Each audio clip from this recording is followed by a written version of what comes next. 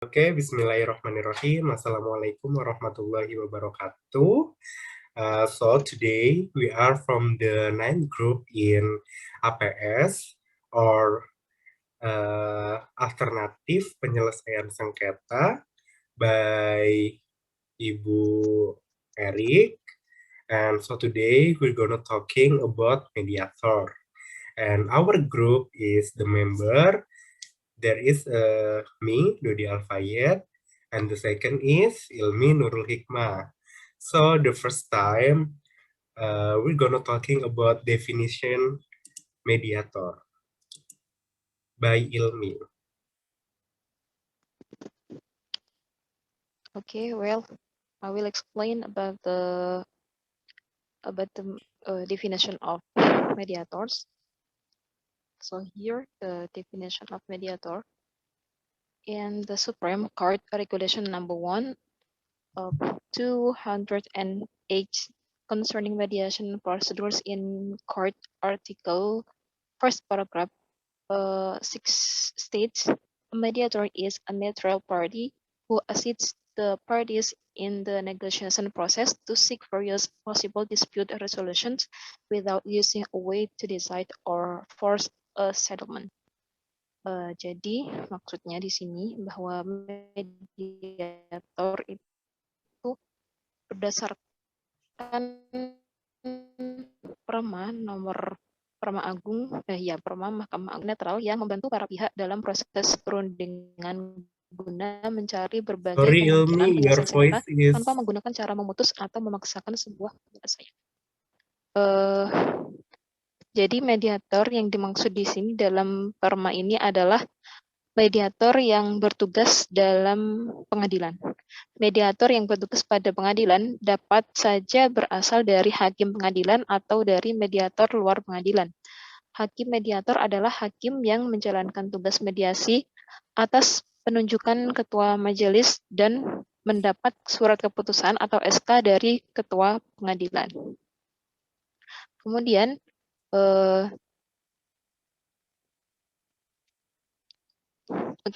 as for the appointment and requirements to become a mediator, it depends on the situation in which the mediation is carried out. If the mediasi is run by a formal institution such as a court or a mediation service provider, the appointment of the mediators follows the provisions of the laws and regulations. Whereas if the mediation is carried out by the mediator who comes from members of the community, then the appointment of the mediator is not binding with the provisions or formal rules. Jadi, untuk pengangkatan dan syarat menjadi mediator itu tergantung pada situasi di mana mediasi itu dijalankan. Apabila mediasi itu dijalankan oleh lembaga formal seperti pengadilan maupun lembaga penyedia mediator itu mengikuti ketentuan peraturan perundang-undangan, sedangkan jika mediasi dijalankan oleh mediator yang berasal dari masyarakat, itu pengangkatan mediatornya tidak mengikat dengan ketentuan aturan formal seperti itu. Okay, the next will explain it by my friends Dodi Alfayed. okay. I will explain about the mediator terms and condition. Regarding in the requirement to become a mediator, in Perma number 1 of 2008, Article 5, Paragraph 1, only requirement that a mediator certificate be obtained from an institution accredited by the Supreme Court. Jadi mengenai syarat-syaratnya itu yang paling utama di dalam Perma nomor 1 tahun 2008 pasal 5 hanya mensyaratkan sertifikat mediator yang diperoleh dari lembaga yang terakreditasi oleh Mahkamah Agung. Namun ada beberapa hal persyaratan-persyarat lain. Nah, yang pertama yaitu the existence of mediator was agreed by the parties. Jadi keberadaan mediator ini disetujui oleh para pihak. Yang kedua yaitu do not have blood relative or relative between the two parties. Jadi tidak mempunyai hubungan keluarga, saudara, atau kerabat antara kedua pihak. Terus yang ketiga, do not have a working relationship with the one of the disputing parties because the mediation process is not objective. Nah, yang ketiga itu ada tidak memiliki hubungan kerja dengan salah satu pihak yang bersengketa disebabkan tidak objektivitasnya proses dari mediasi. Terus yang keempat yaitu has no financial interest or any other interest in the agreement of the parties and he has no material interest in the mediation, be it successful or unsuccessful. Nah, yang keempat ini tidak mempunyai kepentingan finansial atau kepentingan lain terhadap kesepakatan para pihak dan ia tidak memiliki kepentingan material apapun terhadap mediasi, baik itu berhasil ataupun tidak suatu proses mediasinya. Terus yang terakhir yaitu ada has no interest in the negotiation process or of the outcome. Nah, yang terakhir ini adalah tidak memiliki kepentingan terhadap proses perundingannya maupun hasilnya. Oke, selanjutnya yaitu ada mediator function and duties atau fungsi dari mediator dan tugas dari mediator. Yang pertama yaitu membahas tentang fungsi dari mediator itu sendiri. The mediator as a mediator in the mediation process has its own function as a mediator. The function in question are as follows. Number one is the fixing communication weakness between the parties where there are usually psychological barriers and barriers. Jadi yang pertama yaitu memperbaiki kelemahan komunikasi antara pihak yang biasanya ada hambatan dan sekat-sekat psikologi. Yang kedua yaitu encouraging the creation of an atmosphere conducive to starting fair negotiation, indirectly educating and the parties or providing insight into the process and substance of ongoing negotiation. Yang kedua yaitu mendorongnya terciptanya suasana yang kondusif untuk memulai negosiasi yang fair atau yang adil. Secara tidak langsung mendidik para pihak atau memberi wawasan tentang proses dan substansi negosiasi yang sedang berlangsung. And the last is clarifying the substantial issues and interest of each party. Yang ketiga yaitu mengklarifikasi masalah-masalah substansial dan kepentingan masing-masing para pihak. Oke, the next is talking about that is mediator.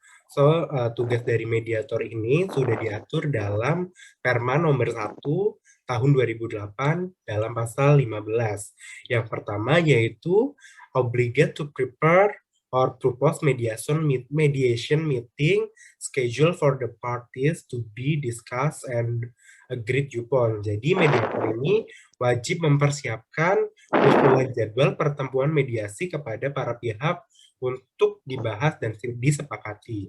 Terus the second is the mediator is obliged to encourage the parties to directly play a role in mediation. Yang kedua yaitu mediator wajib mendorong para pihak secara langsung berperan dalam suatu proses mediasi. Yang ketiga yaitu ada if deemed necessary, the mediator can conduct as caucus. Jadi, apabila dianggap perlu, mediator dapat melakukan caucus. And the last is, the mediator is obliged to encourage the parties to explore their interests and seek various statement option for the parties. Yang keempat, yaitu mediator wajib mendorong para pihak untuk mentelusuri dan menggali kepentingan mereka dan mencari berbagai pilihan menyelesaikan bagi para pihak.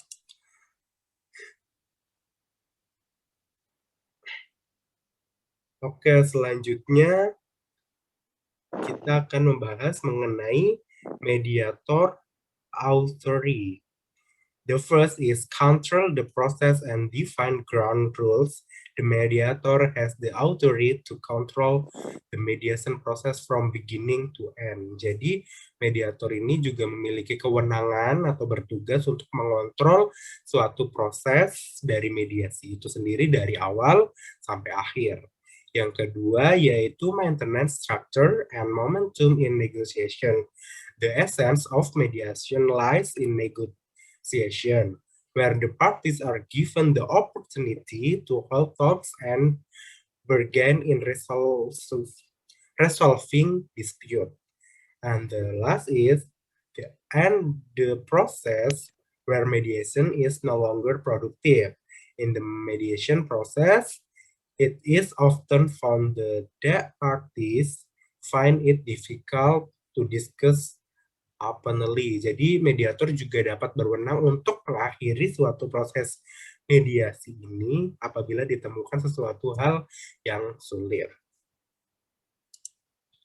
Oke, the next is talking about mediator constraints atau kendala dalam menjadi mediator. Nah, dalam kendala ini saya mengambil suatu kendala yang sudah diteliti dari para peneliti melalui perkara waris. Yang pertama yaitu ada one party is not person. Jadi salah satu pihak tidak hadir pada suatu proses mediasi. Kehadiran kedua pihak saat proses mediasi sangatlah penting. Apabila salah satu pihak ada yang tidak hadir, maka proses mediasi tidak dapat dilaksanakan. The second is prioritizing is other ego as if they're a party that does not want to give in. Jadi para para pihak mengedepankan sikap ego masing-masing, tidak ingin mengalah, maka sulit bagi mediator untuk mendamaikan para pihak seperti itu. Jadi mereka tuh kayak memiliki argumen-argumen tersendiri. The third is the control of the case asset cannot be resolved because the object of the interacting has been controlled by someone who is not an heir of the right or the control by an heir who has right but is not to get fed by preventing other heir from the getting of the share. Yang ketiga ini, penguasaan harta perkara itu tidak bisa diselesaikan karena objek warisan adalah telah dikuasai yang bukan ahli waris hak atau dikasih oleh pewaris yang hak, tetapi tidak berikat baik dengan menghalangi ahli waris lain untuk mendapatkan bagian. Yang keempat yaitu pembagian waris di saat pewaris meninggal dunia. Lalu harta warisan dibagikan secara kekeluargaan. Ada ahli waris masih muda kedudukannya daripada ahli waris yang lain. Jadi bagian yang diperoleh juga sedikit. Maka dari itu dia tidak menerima akan pembagian yang telah dibagikan tersebut lalu menggugat ke pengadilan.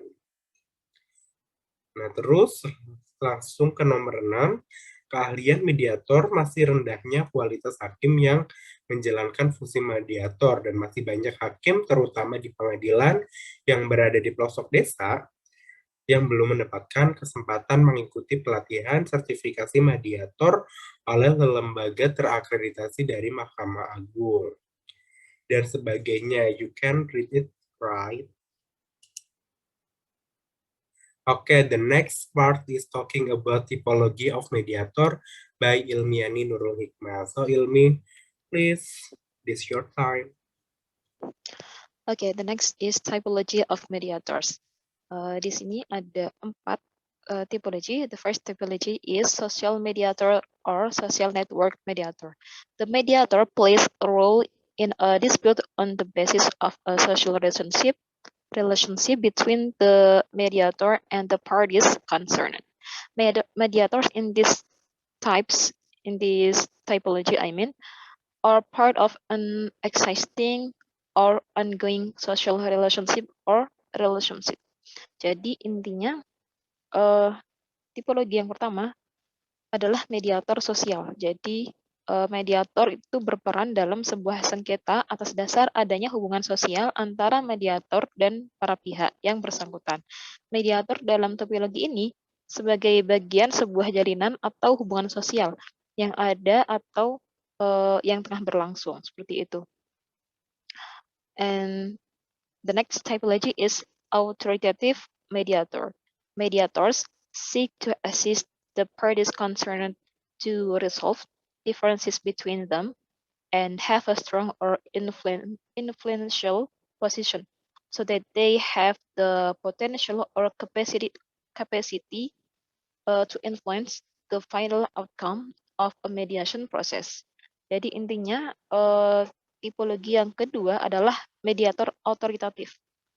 Jadi mediator otoritatif ini berusaha membantu pihak-pihak yang bersangkutan untuk menyelesaikan perbedaan-perbedaan di antara mereka dan memiliki posisi kuat atau berpengaruh sehingga mereka memiliki potensi atau kapasitas untuk mempengaruhi hasil akhir dari sebuah proses mediasi. The other explanation you can read by yourself in the our PowerPoint.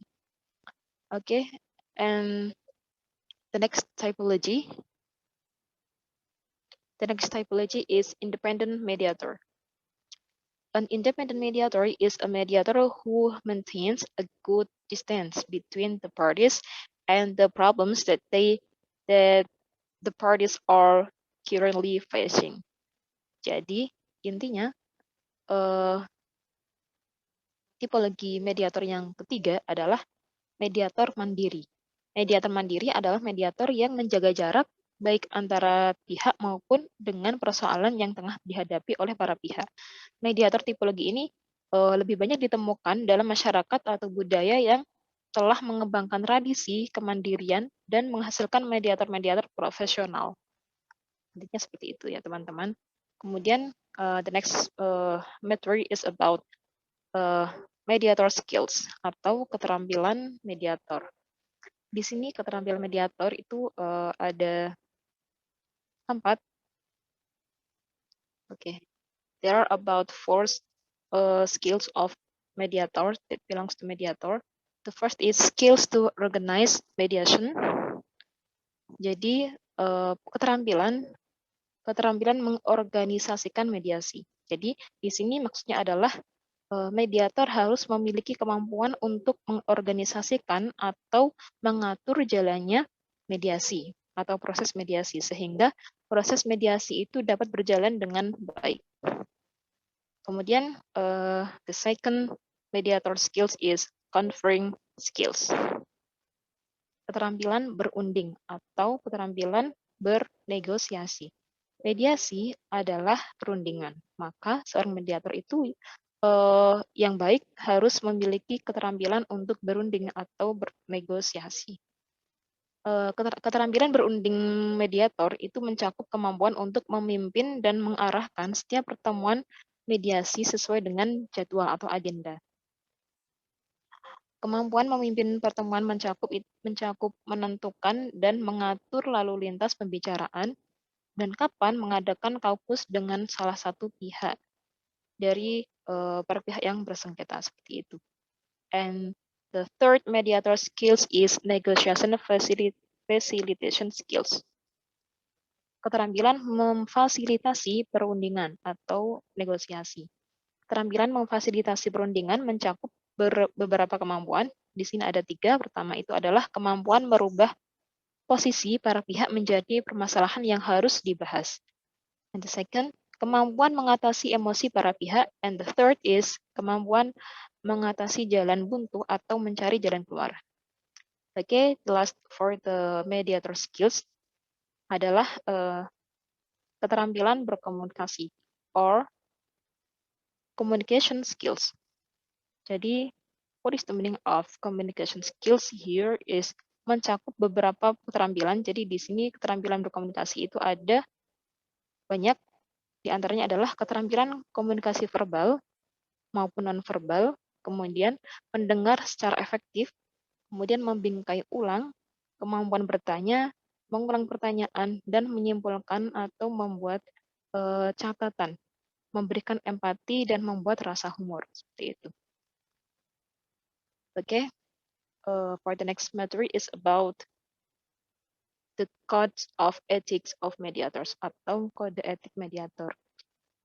There are about 10 codes of ethics of mediators. Ada sekitar 10 bab dalam kode etik mediator, but I will just explain about 5 chapter. Saya akan menjelaskan 5 bab dari kode etik ini karena this is too much and it is impossible for me to explain all of them. Okay, I will use bahasa in this explanation.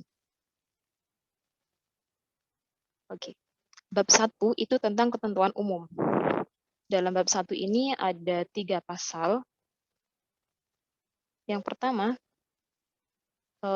itu mediasi, menjelaskan tentang apa itu mediasi. Mediasi adalah sebuah proses penyelesaian sengketa yang melibatkan pihak ketiga yang independen, yaitu mediator, yang membantu para pihak yang sedang bersengketa untuk mencapai suatu penyelesaian dalam bentuk suatu kesepakatan secara sukarela terhadap sebagian ataupun seluruh permasalahan yang dipersengketakan. Kemudian di bab 1 ini menjelaskan bab 1 pasal 1 itu menjelaskan apa itu para pihak. Para pihak adalah 2 atau lebih subjek hukum atau kuasanya yang bersengketa dalam mediasi. Kemudian mediator adalah seseorang yang independen dalam mediasi dan bertugas membantu dan mendorong para pihak yang bersengketa. Membantu untuk yang pertama berkomunikasi dan bekerja sama untuk mencapai suatu penyelesaian dengan iktikat baik. Kemudian yang B, mengidentifikasi dan menyampaikan permasalahan, kepentingan, dan harapan dari satu pihak ke pihak lainnya. C, menciptakan dan mengembangkan atau mempertimbangkan berbagai bentuk alternatif penyelesaian. D, mengkaji berbagai kemungkinan risiko dan implikasinya. Dan E, menyelesaikan persengketaannya secara sukarela. Okay, let's to the second chapter. Bab 2 tentang ketidakberpihakan. Di sini pasal 3 dalam bab 2 menjelaskan atau berbunyi, dalam menjalankan tugasnya, mediator tidak memihak kepada salah satu pihak yang bersengketa. Karena di sini mediator bersikap netral ya teman-teman. Kemudian pasal 4, mediator harus berupaya untuk tetap mempertahankan sikap tidak memihaknya itu selama mediasi berlangsung. Pasal 5, jika mediator menyadari adanya keberpihakan, maka dia harus segera menyampaikan pada para pihak bahwa dia tidak dapat mempertahankan sikap tersebut dan karena itu dia harus mengundurkan diri dari mediasi. Kemudian pasal 6, mediator dalam melaksanakan tugasnya bertindak secara bebas dan mandiri tanpa pengaruh atau dipengaruhi oleh pihak ketiga. Okay, and the third chapter, bab 3, it's about benturan kepentingan. Di sini ada 3 bab, yaitu ada 3 pasal, pasal 7, 8, dan 9. Oke, pasal 7 berisi, mediator berkewajiban untuk mengungkapkan segala bentuk kemungkinan benturan kepentingan yang diketahuinya kepada para pihak. And pasal 8 berbunyi, setelah memberitahukan kepada para pihak, dengan adanya benturan kepentingan itu, maka mediator harus mengundurkan diri dari mediasi, kecuali para pihak menyetujui untuk mempertahankan mediator tersebut. Pasal 9 berbunyi, mediator selama mediasi berlangsung tidak diperkenankan untuk mengadakan hubungan khusus atau pribadi dengan para pihak manapun yang terkait dengan mediasi, yang mana dengan hal itu akan menimbulkan terjadinya benturan kepentingan, kecuali jika mendapatkan persetujuan dari para pihak. Okay, the next is fourth chapter, bab 4 tentang kerahasiaan. I think it is the important point because it's talk about secret. Jadi ini tentang kerahasiaan. Pasal 10, mediator harus menyampaikan kepada para pihak tentang prinsip-prinsip kerahasiaan dalam mediasi. Kemudian pasal 11, mediator tidak diperkenankan untuk menyampaikan informasi atau dokumen apapun yang digunakan selama mediasi antara mediator dengan para pihak kepada siapapun yang bukan merupakan para pihak dalam mediasi, kecuali poin pertama, kecuali telah memperoleh persetujuan tertulis dari para pihak yang bersengketa, kemudian apabila merupakan atas permintaan pengadilan atau kewajiban menurut undang-undang. Kemudian boleh apabila informasi atau dokumen tersebut tidak mempublikasi identitas para pihak. Oke. Pasal 12 berisi atau berbunyi, jika mediator mengadakan pertemuan dengan masing-masing pihak yang bersengketa secara terpisah, maka mediator perlu menyampaikan terlebih dahulu maksud dan tujuan diadakannya pertemuan terpisah tersebut kepada para pihak. And the last is pasal 13, mediator berkewajiban untuk menjaga kerahasiaan dengan melakukan penyimpanan atas catatan, rekaman, dan berkas mediasi. Okay, the last explanation is chapter 5, bab kelima, yaitu tentang proses. Jadi di sini ada pasal 14 sampai pasal 20. Pasal 14 berbunyi, setiap mediator itu berkewajiban untuk menyampaikan laporan secara tertulis kepada PMN. Kemudian dan itu paling lambat selama 2 minggu setelah proses mediasi dimulai. Kemudian pasal 15 berisi, mediator harus berupaya agar para pihak memahami proses mediasi sebelum mediasi itu dimulai. Jadi sebelum mediasi dimulai, mediator harus memastikan bahwa para pihak itu paham atau tahu apa sih itu mediasi. Kemudian pasal 16 berbunyi, dalam menjalankan proses, mediator berupaya untuk mendorong para pihak agar berpartisipasi aktif dan saling menghormati. Pasal 17, mediator memberitahukan pada para pihak bahwa mediasi akan lebih efektif bila para pihak yang menghadiri mediasi itu dapat mempertimbangkan dan mengusulkan berbagai bentuk alternatif penyelesaian, serta memiliki kewenangan penuh dalam pengambilan keputusan atas hal yang disengketakan. Pasal 18 berbunyi, mediator yang berprofesi sebagai pengacara tidak diperkenankan untuk bertindak sebagai kuasa hukum yang mewakili pihak yang bersengketa dalam mediasi. Untuk kasus yang sama itu tidak boleh. Kemudian pasal 19 berbunyi bahwa mediator dan kuasa hukum yang mewakili para pihak dalam mediasi itu tidak berasal dari kantor yang sama. Karena mungkin dikhawatirkan jika ada sesuatu yang dikompromikan, sesuatu yang ada hubungan pribadi antara keduanya seperti itu. Kemudian pasal 20 itu berbunyi bahwa mediator berkewajiban untuk selalu menjaga dan meningkatkan keahlian serta kemampuannya untuk menghasilkan mediasi yang berkualitas. Ini adalah sesuatu yang wajib karena memang posisinya mediator sebagai penengah atau bersikap netral, jadi dia harus meningkatkan keahliannya serta kemampuan untuk menghasilkan mediasi yang berkualitas, yang bisa menghasilkan sebuah penyelesaian sengketa. Oke, bab 6 atau the 6th chapter till the 10th chapter, you guys can read it by yourself in our PPT PowerPoint. Okay, guys, that's all from our group, Is9 group, and thank you so much for attention. The last session. Thank you. Bye. Thank you. Wassalamualaikum warahmatullahi wabarakatuh. Waalaikumsalam warahmatullahi wabarakatuh. See you guys.